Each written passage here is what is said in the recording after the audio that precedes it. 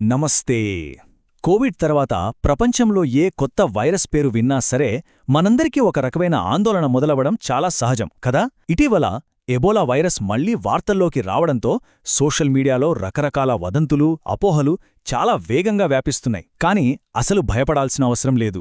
ఈ విశ్లేషణలో మనం ఎబోలా వైరస్ అసలు నిజాలేమిటి, దాని పుట్టుక ఎక్కడ జరిగింది, మరియు ప్రస్తుత పరిస్థితి ఏంటి అనేది కేవలం వాస్తవాల ఆధారంగా చాలా స్పష్టంగా తెలుసుకుందాం. ఇప్పుడు అందరి మదిలో మెదిలే అతిపెద్ద ప్రశ్న ఒక్కటే, మనం మరో గ్లోబల్ లాక్డౌన్ను ఎదుర్కోబోతున్నామా? కోవిడ్ మనకు మిగిల్చిన భయం అలాంటిది మరి. కాని నేను ముందే చెప్పినట్లు ఏమాత్రం ఆందోళన చెందాల్సిన అవసరం లేదు. ఈరోజు మనం అనవసరమైన భయాన్ని పక్కనపెట్టి సైన్స్ మరియు వాస్తవాల ఆధారంగా అసలక్కడేం జరుగుతోందో క్లియర్గా అర్థం చేసుకుందాం.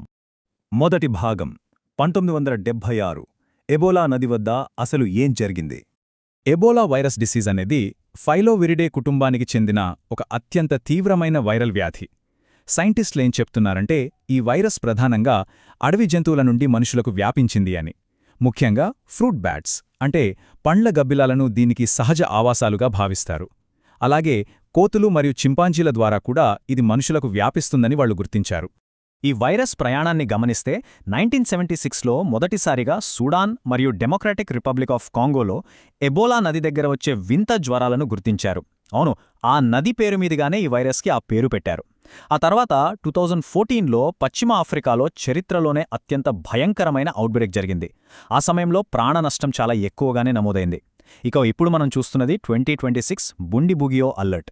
ఈ మొత్తం టైంలైన్ చూస్తే వైరస్ ఎలా విస్తరించిందో మనకు స్పష్టంగా అర్థమవుతుంది. ఇక రెండవ భాగం, అసలు ఈ వైరస్ ఎలా వ్యాపిస్తోంది? ఇక్కడ మనం గమనించాల్సిన అత్యంత ప్రధానమైన విషయం ఒకటుంది.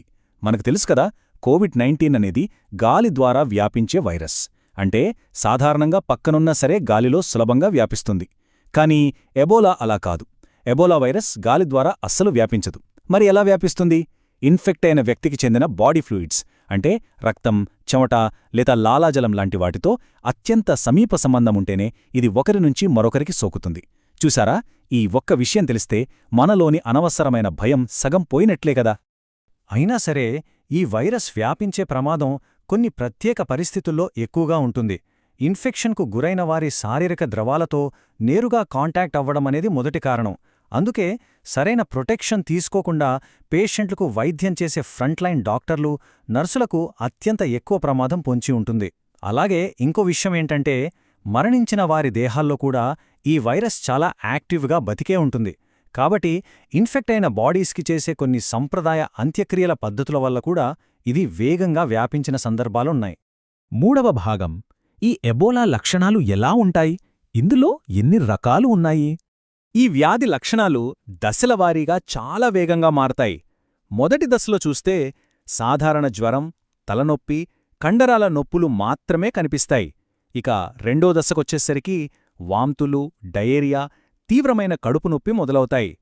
ఇది అత్యంత ప్రమాదకరమైన మూడో దశకు చేరుకున్నప్పుడు శరీరంలో అంతర్గత రక్తస్రావం జరగడం, బీపీ సడన్గా పడిపోవడం, చివరికి ఆర్గాన్ ఫెయిల్యూర్ జరుగుతాయి. వైరస్ నేరుగా మన రోగనిరోధక వ్యవస్థపై మరియు రక్తనాళాలపై దాడి చేయడం వల్లే ఇంత తీవ్రత ఉంటుంది. ఇక్కడ నిజంగా కలవరపెట్టే వాస్తవం ఒకటి చెప్పాలి. ఏమాత్రం సరైన చికిత్స తీసుకోకుండా వదిలేస్తే గతంలో వచ్చిన అవుట్బ్రేక్స్లో మరణాల రేటు ఏకంగా 50 నుండి 90% వరకు నమోదైంది. మీరు విన్నది నిజమే. అందుకే సైంటిస్టులు దీన్ని అత్యంత ప్రమాదకరమైన వైరస్గా పరిగణిస్తారు. ఎబోలాలో మొత్తం 6 రకాల జాతులను అంటే స్ట్రెయిన్స్ని శాస్త్రవేత్తలు గుర్తించారు. అందులో జైర్ స్ట్రెయిన్ అత్యంత ప్రమాదకరమైనది. 2014 అవుట్బ్రేక్కి కారణం కూడా ఇదే. కానీ ఇక్కడొక మంచి శుభవార్త ఏమిటంటే సైన్స్ దీన్ని జయించింది. ఈ జైర్ స్ట్రెయిన్కి ఎర్వెబో అనే వ్యాక్సిన్ ఇప్పుడు అందుబాటులో ఉంది. అయితే సూడాన్ మరియు ప్రస్తుతం ప్రపంచాన్ని అప్రమత్తం చేస్తున్న బుండిబుగియో స్ట్రెయిన్లకు మాత్రం ఇంకా పూర్తిగా ఆమోదించబడిన వ్యాక్సిన్ లేదు. ఇక నాల్గవ భాగం, ఇప్పుడున్న కొత్త ముప్పు బుండిబుగ్యో స్ట్రెయిన్. ఈ బుండిబుగ్యో స్ట్రెయిన్ మొదటిసారిగా 2007లో ఉగాండా దేశంలోని బుండిబుగ్యో జిల్లాలో కనిపించింది. అప్పట్లో దీనివల్ల డజన్ల కొద్దీ ప్రాణాలు కోల్పోయారు. ఆ తర్వాత 2012లో డెమోక్రాటిక్ రిపబ్లిక్ ఆఫ్ కాంగోలో ఇది మళ్లీ బయటపడింది. ఇప్పుడు మనం వింటున్న ఈ 2026 హెల్త్ అలర్ట్స్కి ప్రధాన కారణం కూడా ఇదే స్ట్రెయిన్. దీనికింకా సరైన వ్యాక్సిన్ లేదు కదా.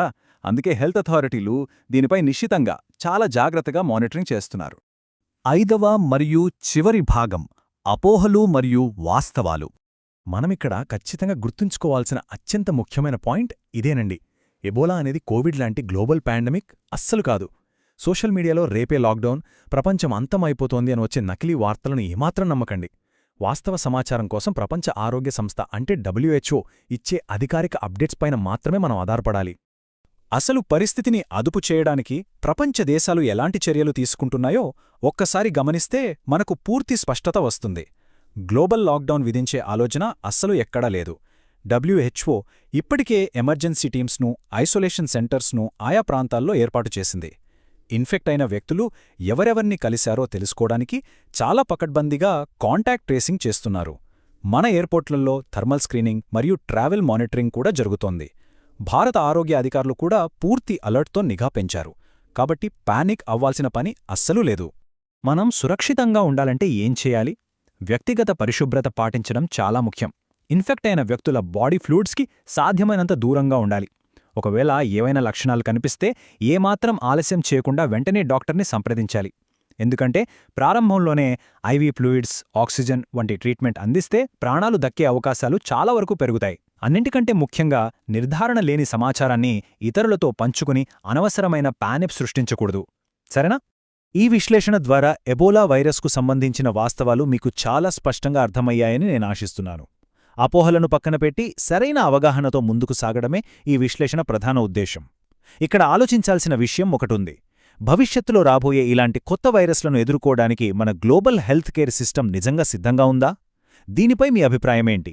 అలాగే తర్వాత మనం ఏ సంక్లిష్టమైన హెల్త్ టాపిక్ గురించి విశ్లేషించాలో కింద కామెంట్స్లో తెలియజేయండి. లైక్ చేయండి, షేర్ చేయండి, మరియు ఇలాంటి మరిన్ని ఆసక్తికరమైన విశ్లేషణల కోసం మన ఛానల్ని సబ్స్క్రైబ్ చేయడం అస్సలు మర్చిపోకండి. మళ్ళీ కలుద్దాం.